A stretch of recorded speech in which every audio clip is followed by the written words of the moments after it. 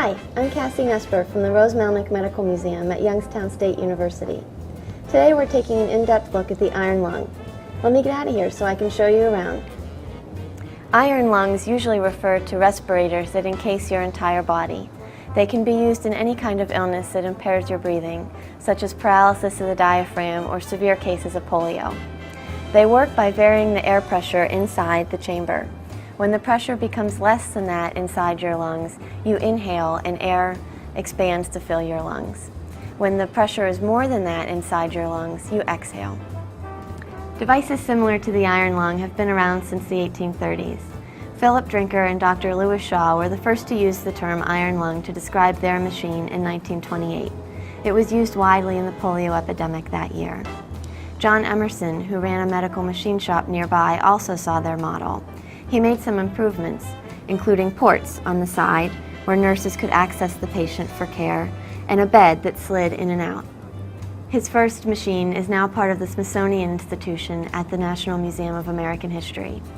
During the polio epidemics of the 1940s and 50s, American hospitals had wards full of polio patients and iron lungs. So let's turn this thing on. The switch for the motor is on the front, along with a switch for the light inside the chamber. At the bottom is a knob that controls the respiration rate of the machine. It can go between 12 and 20 breaths per minute. Along the top is a gauge that measures the pressure inside the chamber. Next to it would have been an alarm where a light would go off if the pressure inside the chamber goes below a certain level. In case of electrical failure, there's a handle at the rear of the machine for manual operation.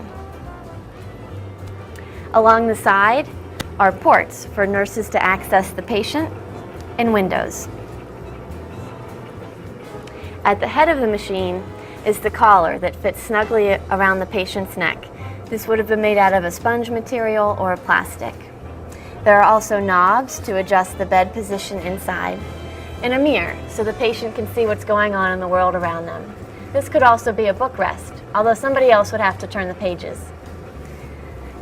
If a patient were in the iron lung for polio, they would be in there for about 2 to 3 weeks until they got well enough to breathe again on their own. So there you have it, the iron lung.